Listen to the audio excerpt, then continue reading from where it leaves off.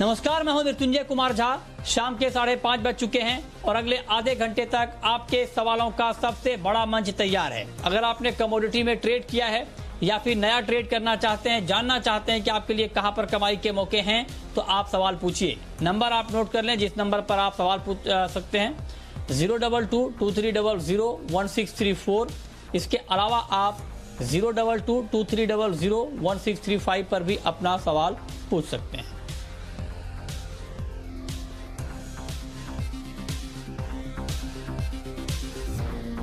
तो सबसे पहले हम बात करेंगे सोने और चांदी की, क्योंकि यहाँ पर गिरावट है और 50,000 के नीचे गोल्ड का मार्केट आया है। हमारे साथ मेहमानों का एक बड़ा पैनल है। हमारे साथ हैं सुरेंद्र मेहता जी, सेक्रेटरी हैं IBGA के, बीरेन वकील हैं पैराडाइम कमोडिटी के, भाविक पटेल हैं ट्रेड बुल्स के, और योगेश सिंघल हैं प्रेसिडेंट हैं Delhi Boolean and jewellers association के। आप सभी का बहुत स्वागत है।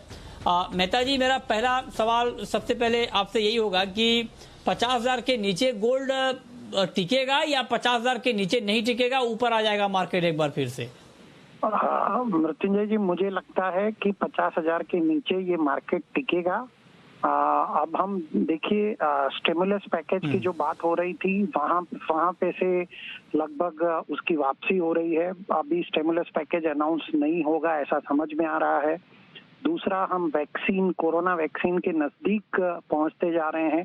तो यहाँ से इन दोनों कारणों की वजह से मुझे ऐसा लगता है कि सोने का भाव 50,000 के नीचे टिकेगा।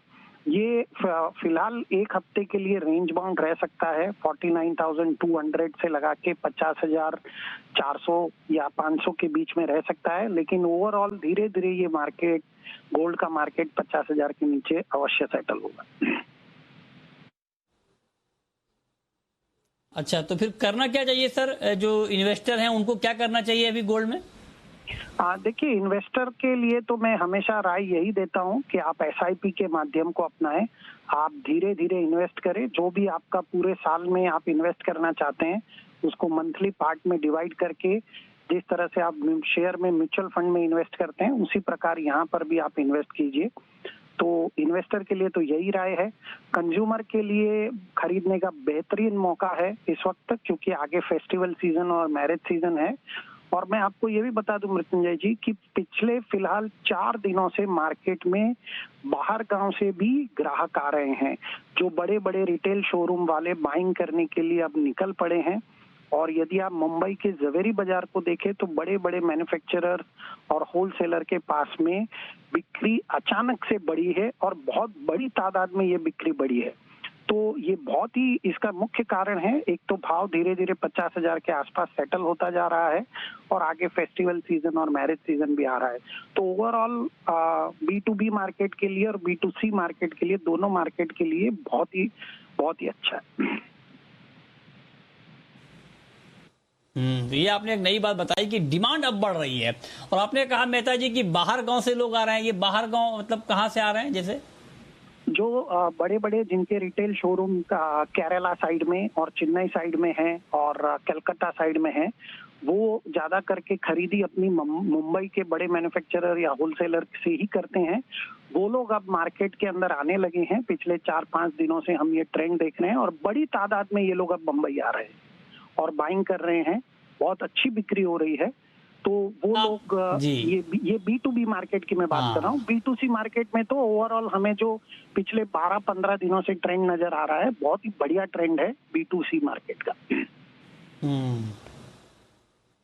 अच्छा, ये आपने जो बाहर गांव बोला ना, तो मुझे लगा कहीं गांव से तो लोग नहीं आ रहे हैं खरीदने, लेकिन मतलब अब मैं समझा कि मुंबई में बाहर गांव का मतलब मुंबई से बाहर जो भी है वो गांव है, मतलब बाहर गांव है।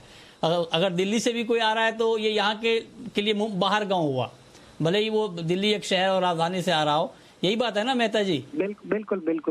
गांव से मतलब गांव नहीं है? नहीं। बाहर गांव, ठीक है। ये आपने अच्छी बात बताई है। अब योगेश सिंघल जी भी हमारे साथ हैं। योगेश सिंघल जी, मेहता जी ने बहुत महत्वपूर्ण बात बताई है कि अब डिमांड यहाँ पर निकल रही है, खास करके रिटेल की डिमांड, उसके लिए गोल्ड ज्वेलरी की खरीद हो रही है। क्या दिल्ली में भी ऐसा ट्रेंड दिख रहा है? जी मृत्युंजय जी, जब बारिश होती है तो छींटे सब जगह पड़ते हैं। दिल्ली, मुंबई, चेन्नई, मद्रास, सभी जगह मतलब ग्राहकी निकलती है, क्योंकि इंडस्ट्री है, पूरे ऑल इंडिया की इंडस्ट्री है, खाली मुंबई की नहीं है। इसके मतलब मैन्युफैक्चरिंग हब है, अहमदाबाद है, राजकोट है, दिल्ली है, कलकत्ता है, बॉम्बे है, तो सभी जगह काम एक साथ ही निकलता है। क्योंकि 8 महीना कोविड के कारण से लोग बाग घर में बैठे हुए थे और उनको कोई भी खरीदारी का जो छूट गया था, तो उन्होंने वो अब पूरा करना है। और इधर शादी ब्याह का भी सीजन है, जो 18 अक्टूबर से शायद मेरे ख्याल में शुरू हो जाएगा, तो भी उसका भी साया चलना है। तो लोग बागों को अब मौका मिलेगा अपनी खरीदारी करने का। और दूसरा, कोविड से थोड़ा सा डर भी निकल गया है। जैसे पहले लोग घरों में थे, डरे हुए थे, अब धीरे धीरे लोगों को पता लग रहा है कि होम क्वारंटाइन होने से हम ठीक भी हो सकते हैं अगर हम प्रिकॉशनरी ठीक लें। तो अब डिमांड निकलनी है। अभी जो तैयारी सोना है वो बिकना है, ज्वेलरी है वो बिकनी है। तो अब सीजन हमारा लोगों का आ रहा है। हमारी उम्मीदें उन्हीं पे कायम है कि अब कैसे काम चलेगा अक्टूबर के बाद। तो अभी उसकी तैयारी जो रिटेलर है वो लोग 1 महीना 15 दिन पहले तैयारी शुरू कर देते हैं। जो भी अपने यहाँ पर सामान की रेंज खत्म हुई हुई होती है वो होलसेलर से वो फीडिंग करनी शुरू कर देते हैं। अच्छा, तो ये आप कह रहे हैं कि वहां पर भी डिमांड अब निकल रही है, ये अच्छी बात है। अब बीरेन जी आप बताएं कि ये तो एक फिजिकल मार्केट की बात हो गई, लेकिन फ्यूचर मार्केट में गोल्ड का भाव करीब 450 रुपए नीचे है। इस भाव पर 50,000 के आसपास के भाव पर गोल्ड में ट्रेड क्या लेना चाहिए? बाय साइड का ट्रेड ले सकते हैं करंट लेवल पे। नवंबर मिनी मैं प्रेफर करूंगा, क्योंकि इसमें थोड़ी रिस्क कम रहती है हार जीत के मामले से। और मार्केट फिलहाल काफी उठापटक है, क्योंकि ट्रम्प साहब का स्टेटमेंट्स काफी बदल रहे हैं और वहाँ आगे वो स्टिमुलस के बारे में आज उन्होंने जो मुंह लिया, तो ऐसा लग रहा है कि फिलहाल जो भी ट्रेड करना है वो इंट्राडे के हिसाब से करना चाहिए। तो 50,000 करंट लेवल पे 50-100 पे नवंबर बाय, 50-400-500 का टारगेट और 49,850 का स्टॉप लॉस। अच्छा, तो आप कह रहे हैं गोल्ड में बाइंग करके चल सकते हैं। भाविक, आप एग्री करते हैं क्या? आपको भी लगता है क्या सोना खरीदना चाहिए? जरूर मृत्युंजय जी, देखिए आज ये जो थोड़ा बहुत करेक्शन आया, I think it is a good opportunity by में। और मैं सीरियसली जब तक 1850 के नीचे नहीं जाता गोल्ड, तब तक आई थिंक अभी भी पॉजिटिव ही हो। 19-25 के ऊपर जाएगा तो ज्यादा अच्छा लगेगा। और अगर इंट्राडे भी किसी को बाय करना हो तो जो गोल्ड का दिसंबर कॉन्ट्रैक्ट है, अगर 49,900 के करीब आता है तो वहां से एक बार बाय कर सकते हैं। टारगेट रख सकते हैं 50,100 का और स्टॉप लॉस रख सकते हैं 49,750 का। ठीक है, तो दोनों एक्सपर्ट कह रहे हैं कि गोल्ड आपको खरीदना चाहिए। अब हम बात करते हैं चांदी की। मेहता जी, चांदी पर सर आपका क्या व्यू है अब? क्योंकि आप देखिए कि चांदी का मार्केट भी काफी वोलेटाइल है और अभी चांदी का भाव 60,000 रुपए के नीचे है एक्सचेंज पर। तो चांदी का ट्रेंड अभी आपको क्या दिख रहा है? मृत्युंजय जी, चांदी बहुत ही स्पेकुलेटिव और वॉलेटाइल मोड में चलती है और जब तक गोल्ड अब आगे तेज नहीं भागेगा तो मुझे नहीं लगता कि चांदी में कोई बड़ी तेजी आने की जल्दी संभावना है। मैं लोगों से यही कहूंगा, इन्वेस्टरों से, और कि भाई चांदी ये सिर्फ इसमें तेजी के अंदर ही आपको घुसना चाहिए, तेजी के अंदर ही आपको सौदा करना चाहिए, अन्यथा आप चांदी से दूर ही रहें तो ज्यादा बेहतर। तो ठीक है, मतलब आप कह रहे हैं कि अगर चांदी से आप दूर रह सकते हैं तो ज्यादा बेहतर है, और अगर ट्रेड करना हो तो बहुत ही मजबूत स्टॉप लॉस के साथ आप चांदी में ट्रेड करें। सिंघल साहब, चांदी की फिजिकल डिमांड आपको कैसी दिख रही है? अभी दिवाली का सीजन खड़ा हुआ है सामने, तो चांदी की फिजिकल डिमांड तो भरपूर निकलने वाली है और अभी चालू भी है। और आगे आने वाले टाइम में भी ये दिवाली तक भरपूर मतलब इसकी डिमांड निकलने वाली है। मतलब पीक होता है चांदी का, पूरे साल का जो पीक कह लीजिए तो वो दिवाली का सीजन होता है। दिवाली पे हर तरह की हटरी, मूर्ति, सिक्के और तरह तरह की ज्वेलरी, सब चीजों का ये भरपूर सीजन होता है दिवाली का। तो चांदी की पूरे साल की जो कहना चाहिए एक किस्म से जो दुकानदारी होती है, जो जिसके ऊपर आदमी निर्भर होता है, तो वो दिवाली का सीजन होता है। तो चांदी की डिमांड खूब निकलने वाली है, उसमें कहीं कोई भी अंतर नहीं है। अच्छा, चांदी की डिमांड आप कह रहे हैं कि बहुत निकलेगी। तो बीरेन जी, आप एक चीज बताएं सर कि फिजिकल डिमांड के दम पर चांदी में कुछ तेजी की उम्मीद की जाए क्या? क्योंकि जो बात सिंघल साहब कह रहे हैं कि चांदी के दाम बढ़ सकते हैं, फिजिकल डिमांड बढ़ सकती है, तो क्या उसके दम पर प्राइस कुछ बढ़ सकता है क्या? बाकी एस्पेक्ट तो हम देख ही रहे हैं, इन्वेस्टमेंट या बाकी जो इंडस्ट्रियल डिमांड है उसकी तो अलग बात है ही, लेकिन फिजिकल डिमांड का क्या इम्पैक्ट होगा प्राइस पर?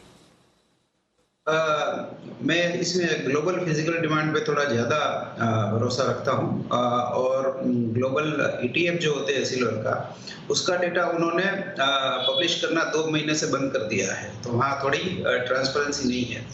दूसरी बात यह है कि अगर प्राइसेस $25 के ऊपर सेटल होता है तो ही मैं इसमें बाइंग प्रेफर करूँगा। रिलेटिव टर्म में मुझे सिल्वर पे इतना भरोसा नहीं जितना गोल्ड पे है। अच्छा, तो आप कह रहे हैं कि गोल्ड पर आपको ज्यादा भरोसा है, मेहता जी को भी गोल्ड पर ज्यादा भरोसा है, लेकिन भाविक अगर इंट्राडे में मान लीजिए किसी को करना ही है ट्रेड चांदी में, इंट्राडे की मैं बात कर रहा हूं, तो क्या करना चाहिए क्या, और अगर हाँ तो किस तरह का ट्रेड? मृत्युंजय, देखिए शॉर्ट टर्म में भी अभी भी चांदी मुझे थोड़ी बहुत वीक ही लग रही है, क्योंकि अगर अर्ली चार्ट भी मैं देखूं तो सारे जो अपने एवरेजेस है मुख्य उसके नीचे ही ट्रेड कर रहा है, और ओवरऑल भी मुझे लग रहा है कि अगर उछाल आता है तो वहां से बिकवाली करनी चाहिए। इंट्राडे सिल्वर दिसंबर कॉन्ट्रैक्ट है जो 60,200 के करीब आता है, तो वहां से शॉर्ट कर सकते हैं 59,200 के टारगेट के लिए, और स्टॉप लॉस रख सकते हैं इंट्राडे के लिए 60,700 का। ठीक है, तो ये गोल्ड और सिल्वर के ऊपर बहुत ही महत्वपूर्ण चर्चा कि आगे क्या होने वाला है। बहुत शुक्रिया सुरेंद्र मेहता जी आपका, योगेश सिंघल जी आपका हमारे साथ जुड़ने के लिए और गोल्ड और सिल्वर के ऊपर अपना व्यू देने के लिए। अब हम शुरू करते हैं सवाल जवाब। पहला सवाल है कैलाश का, पूछिए कैलाश जी।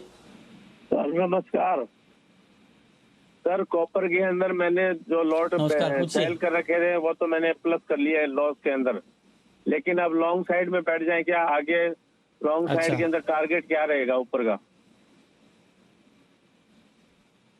बताइए भाभी, कॉपर में अभी लॉन्ग, पहले तो ये बताइए कि लॉन्ग करना ठीक रहेगा क्या, और अगर हाँ तो क्या टारगेट रखा जाए ऊपर में? जी जरूर से मेरा व्यू आई थिंक है कि जब तक कॉपर 500 के नीचे बंद नहीं आता तब तक अभी भी ओवरऑल ट्रेंड पॉजिटिव ही है। हाँ, ऊपर 525 530 के करीब एक रेजिस्टेंस जोन आता है कि वहां से बिकवाली देखने को मिलती है, तो आई थिंक एक नैरो रेंज हो गई है 530 से 500 के करीब। तो जब तक 500 के नीचे नहीं आता तो तब तक वो इनफैक्ट क्लोज नहीं आता तब तक वो लॉन्ग पोजिशन होल्ड कर सकते हैं। अभी 514 चल रही है, तो आई थिंक उनको टारगेट मैं दूंगा शॉर्ट टर्म के लिए 522 से 525 का। तो 522 के करीब आता है तो वो बिकवाली जो प्रॉफिट बुक कर सकते हैं, और अगर इंट्राडे उनको स्टॉप लॉस रखना है तो वो मैं 507 का सजेस्ट करूंगा। ठीक है, पंकज हैं हरियाणा से हमारे साथ, पूछिए पंकज जी। सर मैंने सरसों बाई कराया है करंट का 5450 रुपए में, तो मुझे अब ये निकल जाना चाहिए या इस पे रहना चाहिए? 54, बताइए बीरेन जी, 5450 पर मस्टर्ड इन्होंने बाइंग की है, तो क्या इनको अभी रुकना चाहिए क्या? आगे दाम कुछ और बढ़ेंगे या निकल जाएं, क्या करें? वैसे काफी मार्केट में काफी स्ट्रॉन्ग डिमांड है, नया सरसों आने में अभी भी करीबन 4 महीना लगेगा। 5310 के स्टॉप लॉस से वो बने रहे, अपसाइड में वो 56 60 70 का टारगेट रख सकते हैं।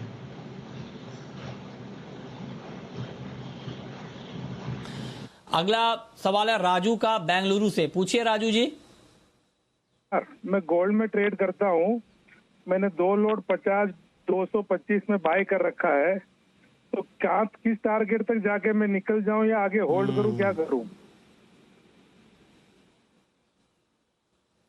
ओके, बताइए भाविक क्या करना चाहिए इनको? देखिए मैं इंट्राडे ही सजेस्ट करूंगा, क्योंकि होल्ड नहीं कर सकते अभी, क्योंकि कल ही अगर बात करें तो ट्रम्प ने जो ट्वीट किया था उसकी वजह से आज अगर हमने देखा तो एक गैप डाउन गोल्ड में हुआ है, तो कल वापस से अगर ट्रम्प ट्वीट करेगा तो वापस बहुत वॉलेटिलिटी आ चुकी होगी। बट ओवरऑल आई थिंक आज के दिन मैं गोल्ड में पॉजिटिव ही हूँ, और उनको मैं बताऊंगा कि 49,900 के स्टॉप लॉस से वो बने रहिए, खड़े रहिए, और ऊपर 50,280 से 50,290 के करीब आता है तो वहां पे प्रॉफिट बुक कर लीजिए। चलिए सवाल जवाब जारी है। अगला सवाल है रोहित का, हमारे साथ जोड़ रहे हैं, पूछिए रोहित। नमस्ते सर जी। नमस्कार, पूछिए। मेरा सवाल है गोल्ड पे बीरेन सर से मैंने 50-400 पे बाइंग की है 3 लॉट। हाँ, तो मुझे क्या करना चाहिए? बताइए बीरेन जी, 50,400 के भाव पर 3 लॉट गोल्ड इन्होंने खरीदा है, क्या करना चाहिए इनको? अगला जो नवंबर 3 तक जो इलेक्शन का माहौल है तो वॉलेटिलिटी थोड़ी ज़्यादा रहेगी, लेकिन इसका बेसलाइन सिनेरियो अभी भी बुलिश है। जैसे कल स्टिमुलस के बारे में ट्रम्प साहब ने जो कहानी में ट्विस्ट रखा, ऐसी रिवर्स ट्विस्ट भी वो ला सकते हैं, अचानक स्टिमुलस दे भी सकते हैं। तो मैं ऐसा मानता हूं कि बाय साइड में प्रॉपर मार्जिन मैनेजमेंट के साथ अगर आप बने रहे तो आगे यहाँ से अपसाइड दिख रही है। 1-2 वीक मार्केट फॉल सिग्नल दे सकता है, उठापटक जिसको वॉलेटिलिटी हम बोलेंगे वो। ओके, अगला सवाल है दीपक का मालेगांव से। पूछिए दीपक जी।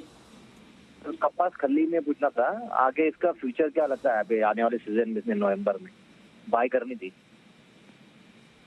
कपास खली, बताइए बीरेन जी, कपास खली का आउटलुक क्या है आपका? इसमें फ्यूचर्स मार्केट के लिए अगर उन्होंने पूछा है तो इसमें वॉल्यूम बेहद कमजोर हो गए हैं। प्रोबेबली इतना कमजोर वॉल्यूम मैंने पिछले 6-7 साल में नहीं देखा होगा। और जहां तक फिजिकल का सवाल है तो सप्लाई काफी ज्यादा है इस बार। कॉटन क्रॉप का पिछला पुराना स्टॉक भी काफी है। तो मैं ऐसा मानता हूं कि एक बार नई सीजन मिले और अच्छा फर्स्ट ग्रेड का कॉटन केक मिले तो वो फिजिकल में बाय कर सकते हैं। अगर फ्यूचर्स की बात है तो फिलहाल अवॉइड करना चाहिए। तो फ्यूचर आपको अवॉइड करने की राय दी जा रही है। स्पॉट में आप ट्रेड ले सकते हैं, ये सुझाव बीरेन जी का है आपके लिए। चलिए आगे बढ़ते हैं और कुछ और कमोडिटी की बात करते हैं कि वहां पर आपको क्या करना चाहिए। नेचुरल गैस पर क्या व्यू है आपका भाविक जी? अगर अभी मान लीजिए कोई ट्रेड लेना हो अगले 5-6 घंटे के लिए, तो कोई ट्रेड है क्या नेचुरल गैस में? मृत्युंजय जी, देखिए नेचुरल गैस में आई थिंक मैं अवॉइड ही करूंगा क्योंकि हाईली अभी वॉलेटाइल हो गया है। कल की बात करें तो जो यूजुअली पहले 2 या 3 रुपए की एक रेंज रहती थी, अभी 10 रुपए की हो गई है। कल 198 से 188 हो गया, आज 183 से 190, मतलब दिन में 10 रुपए की एक रेंज आ चुकी है। तो I think that is very volatile. तो मैं थोड़ा नेचुरल गैस में अवॉइड ही करूंगा, बट मेरा बायस अभी भी नेगेटिव है क्योंकि आगे जाके भी अगर हम आगे बुलिश फैक्टर्स देखें तो कोई भी नहीं है। इनफैक्ट मुझे लग रहा है कि वापस से 178 175 के करीब आता है, तो वहां से एक बार पोजिशनली बाय हो सकता है, बट इंट्राडे के लिए मैं अवॉइड ही करूंगा नेचुरल गैस। ठीक है, अगला सवाल गुप्ता जी का है, लखनऊ से हैं हमारे साथ। पूछिए गुप्ता जी।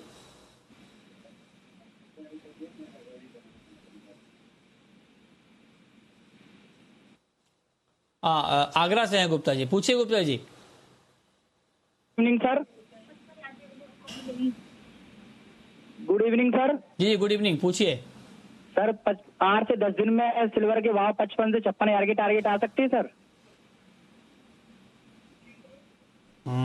8 से 10 दिन में आप कह रहे हैं कि चांदी में 55 से 56 हजार का टारगेट आ सकता है क्या? बताइए भाविक, मुमकिन है क्या ये?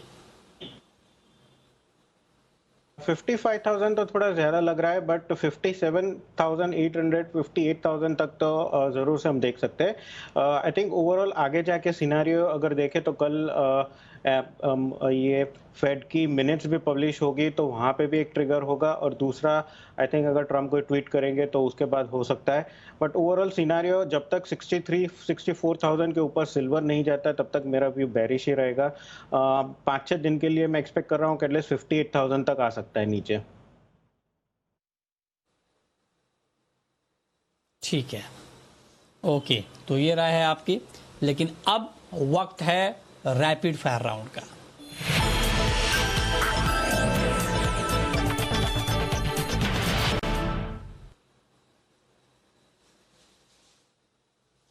बीरेन जी, आपकी पहली रैपिड फायर कॉल। 190 पे गैस सेल कर सकते हैं, 183 का टारगेट रखेंगे और 196 का स्टॉप लॉस रखेंगे। आपकी कॉल भाविक जी। जिंक अक्टूबर कॉन्ट्रैक्ट है, 189 पे मैं बाय के रिकमेंड करूंगा, टारगेट 193 का और स्टॉप लॉस 187.50 का। आपकी आखिरी कॉल बीरेन जी। अक्टूबर कॉटन शॉर्ट कर सकते हैं 18400 18,400 पे, 18,800 का स्टॉप लॉस रहेगा और 18,000 का टारगेट रहेगा। जी बहुत शुक्रिया बीरेन जी आपका और भाविक जी आपका हमारे साथ जुड़ने के लिए और बताने के लिए कि कमोडिटी में कहां पर कमाई के मौके बनेंगे। तो फिलहाल इस बुलेटिन में इतना ही।